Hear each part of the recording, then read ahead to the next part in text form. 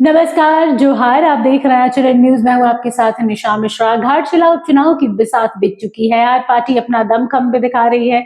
सुबह की पहली किरण के साथ शुरू हो रही है प्रचार प्रसार की डोर टू डोर कैंपेन और उसके बाद देर रात तक हर पार्टी अपने अपने इलाके में, अपने अपने क्षेत्र में प्रचार प्रसार कर रही है, लोगों से मिल रही है, कैसे लोग रिझेंगे, कैसे लोगों की जो नाराजगी है उसे दूर की जाएगी, क्योंकि 11 तारीख में अब महज कुछ ही दिन रह गए हैं।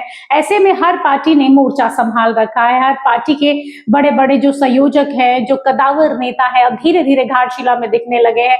स्टार प्रचारक ही मान लीजिए, झामुमो के जो प्रत्याशी है घाटशिला में, सोमेश सोरेन, उनके लिए प्रचार प्रसार करने के लिए सीपीएम की कद्दावर नेता वृंदा करात पहुंची थी। वृंदा करात ने ऐसा कुछ वहां बोल दिया है जिससे उन्हीं के जो पार्टी है, जैसे जो गठबंधन के जो लोग हैं, उन्हें एक अलग नजर से देखने लगे। एक्चुअली में जब वृंदा करात प्रचार प्रसार कर रही थी तो अचानक से कोल्हान के थैलीसीमिया बच्चों में जो संक्रमित खून चढ़ाया गया है उस मुद्दे पर बोलने लगी और उस मुद्दे पर बोलते बोलते शायद भावनाओं में बह गई और उन्होंने कह दिया कि इरफान अंसारी जो है स्वास्थ्य मंत्री, उनको इस जिम्मे को कबूल करना चाहिए कि भाई हाँ, हमसे गलती हुई है, तभी जाकर इतनी बड़ी घटना को अंजाम दिया गया है।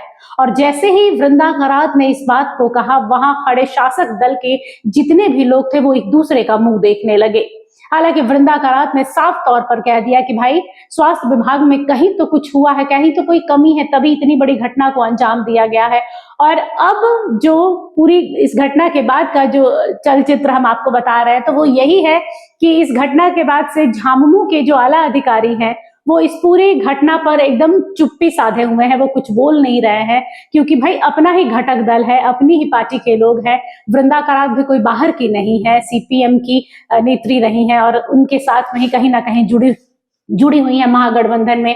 लेकिन अपने पार्टी की एक और वृंदा करात अपने ही पार्टी के झामुमो प्रत्याशी के प्रचार प्रसार के लिए आई थी और दूसरी ओर अपने ही पार्टी के एक नेता के ऊपर बोलकर वो चली गई।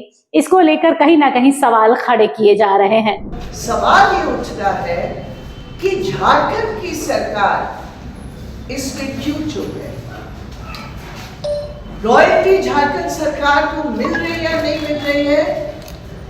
सेंट्रल गवर्नमेंट उसे भेजना के लिए रॉयल्टी नहीं दे रही है, ये भी हकीकत है, उसके लिए संघर्ष है। लेकिन आप जो यहाँ आपके नौजवानों के साथ जो ये सेंट्रल गवर्नमेंट की नीति लागू हो रही है, उस पे आप क्यों चुप है? आप प्राइवेट कंपनीज के खिलाफ क्यों नहीं बोल रहे हैं? आप वहां ऑब्जेक्शन क्यों नहीं कर रहे हैं कि आपकी सरकार की नीति वहां लागू नहीं हो रही है?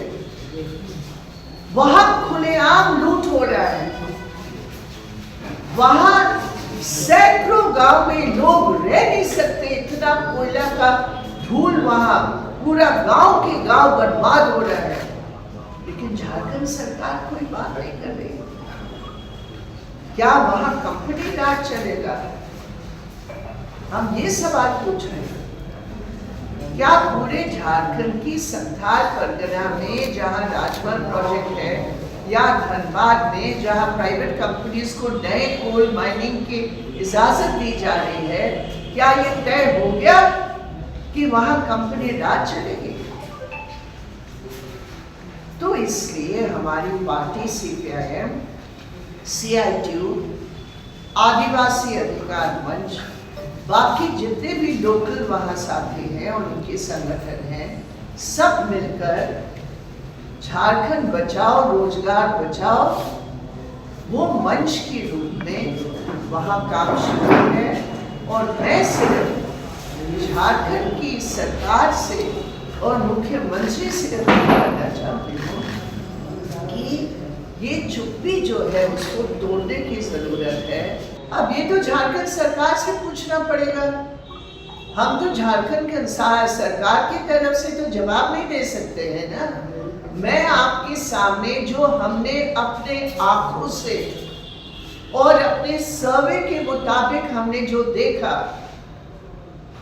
चाहे वो गोड्डा का हो, अडानी का प्लांट जिससे पूरा पानी डाइवर्ट हो रहा है, चाहे वो धनबाद के अलग अलग कंपनी जिसको दिया जा रहा है, उसमें पता चला कि कुछ राजनेता भी उसमें शामिल हैं, या राजमहल प्रोजेक्ट जिसमें गुजरात से कम 3 कंपनियां आए हैं, तो ये कंपनी राज बन रहा है वहां। लाठीचार्ज तो हो रहा है मैडम, कल कैलासा में लाठीचार्ज हुआ इसी मुद्दे पर, जो नोएट्री और इन सब पॉल्यूशन को लेकर के जो ग्रामीण आदिवासी प्रोटेस्ट कर रहे थे, लाठीचार्ज हो रही है, सरकार लाठीचार्ज कर रही है। नहीं, अगर लाठीचार्ज हुआ तो बहुत ही गलत हुआ है, इसका निंदा करते हैं। उस बड़े संघर्ष में हमारी पार्टी, हमारे साथी हैं। अभी हमने ये जो कोर्ट में जो केस चल रहा है, कोर्ट ने भी कुछ आदेश दिए हैं, उसके तहत हमने लगभग 200 हाउसहोल्ड्स के पास जाकर, कितने 50 से 318 उस पूरे प्रभावित क्षेत्र में हमने एक सर्वे किया है हमारी पार्टी की तरफ से और आदिवासी मंच की तरफ से, और उस सर्वे के फाइंडिंग्स बहुत जल्दी आने वाले हैं, वो भी मैं आपके सामने पेश करूंगा। बहरहाल वृंदा कारात को जो बोलना था उन्होंने तो बोल दिया। अब इस पूरे मामले पर जो शासक दल है उसने चुप्पी अख्तियार कर ली है, और अब इस वृंदा कारात की बात का वहां मौजूद जो घाटशिला की जनता है उस पर क्या असर पड़ता है, ये 14 तारीख को पता चलेगा। फिलहाल के लिए बस इतना ही। देखते रहिए HNN न्यूज। नमस्कार। अगर आपको हमारा ये वीडियो अच्छा लगा तो इसे लाइक करें, शेयर करें और हाँ, सब्सक्राइब करना ना भूलें।